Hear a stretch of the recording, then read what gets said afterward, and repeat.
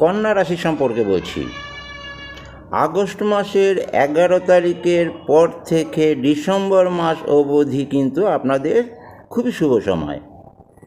এই সময় সকল আশাকাঙ্ক্ষা আপনাদের পূর্ণ হবে। বিগত প্রায় 1-1.5 বছর ধরে কিন্তু আপনারা কিন্তু নানা রকম কিন্তু সমস্যায় কিন্তু সম্মুখীন ছিলেন।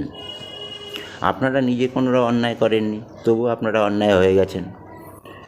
রাতের ঘুম নষ্ট, মানসিকভাবে অতিষ্ঠ হয়ে যাওয়া, শত্রুতা বৃদ্ধি সব এখন অবসান হয়ে গেছে। এখন কিন্তু আপনাদের ফাটকা অর্থ আসবে। বিদ্যার্থী যারা, তাদের কিন্তু শুভ।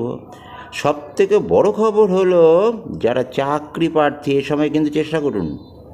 সরকারি চাকরি যোগ কিন্তু আছে, হবেই হবে, আমি জোর গলায় বলছি। কন্যা রাশি বিশেষ করে এই সময় কিন্তু মোটামুটি যাদের ছকটা একটু মোটামুটি ভালো না, হয়ে যাবে চাকরি।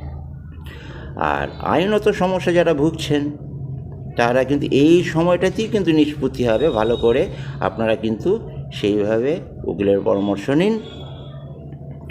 বিদ্যার্থীর জন্য সবথেকে গোল্ডেন টাইম হচ্ছে আপনারা এই সময় কেরিয়ার তৈরি করতে পারবেন। এছাড়া সব দিকে কন্যা রাশি ফাটকা অর্থ, যা কিনা আগামী দিনেরও কিন্তু আপনারা কিন্তু অর্থ সঞ্চয় করে ফেলবে।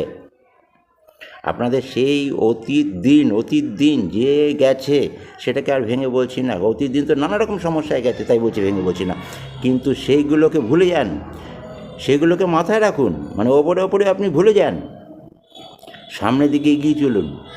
দেখুন 30 বছরের সঞ্চিত আপনাদের লভ্যাংশ, অর্থ বলেন, মন মানসিকতা বলেন, ইমারত বলেন, জমি বলেন, চাকরি বলেন, আপনাদেরকে এগিয়ে নিয়ে যাবে। আপনাদেরকে কেউ ঠেকাতে পারবে না। সুতরাং ভালো থাকুন।